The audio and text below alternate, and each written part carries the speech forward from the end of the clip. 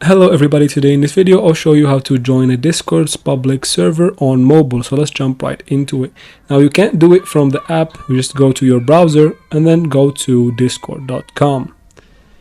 Once you're there, go to the desktop version of the site, just like I'm doing here if you have Chrome. Now from here, tap on Open Discord right here.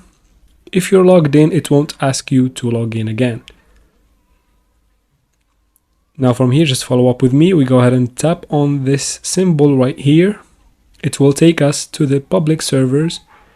Now you can search for a server or just go to the suggested servers. I'm going to join this one, for example. All you have to do is tap on it.